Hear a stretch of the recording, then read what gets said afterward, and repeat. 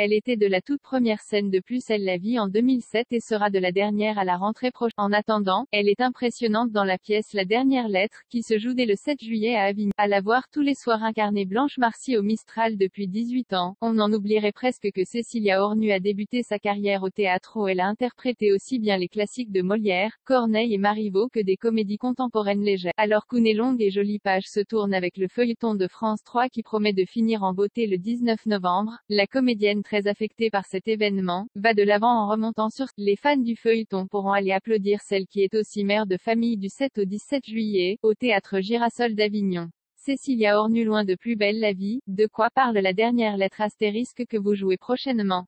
Cécilia Hornu, c'est l'histoire d'une femme qui a perdu son mari.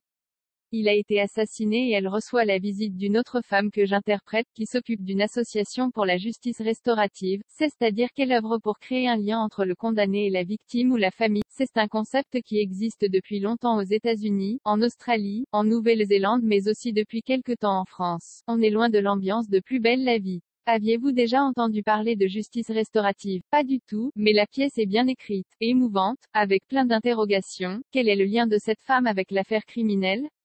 L'accusé est-il vraiment coupable? Mais surtout la pièce, sans prendre parti, fait débat et oblige le spectateur à se questionner sur la peine de mort puisque l'histoire se déroule aux États-Unis, sur la repentance, avec une joute verbale entre avocats impressionnante. Je reprends les tournages le 19 juillet.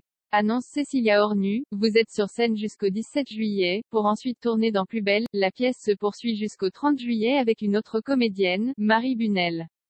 Pour la fin de Plus belle la vie, les producteurs ont demandé aux comédiens historiques dont je fais partie de rester disponibles pour les tournages qui se dérouleront jusqu'au 29 septembre. Je reprends les tournages dès le 19 juillet. Normalement on va tourner tous les. L'actrice promet des surprises et des événements forts. Savez-vous ce qui attend Blanche? Un final en beauté et joyeux avec beaucoup de surprises et d'événements forts.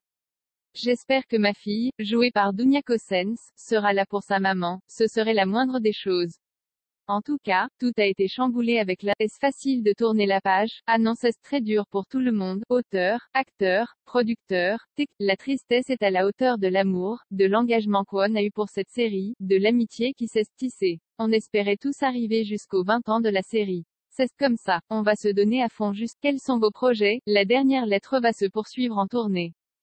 Jai un autre projet de théâtre qui sera créé fin octobre, l'adaptation du livre La guerre n'a pas un visage de femme de Svetlana Alexievitch, prix Nobel de littérature en 2015. Nous serons 5 femmes sur scène à incarner des combattantes qui se sont engagées dans l'armée rouge durant la Seconde Guerre mondiale. Nous jouerons à Paris, en tournée et à Avignon en 2023.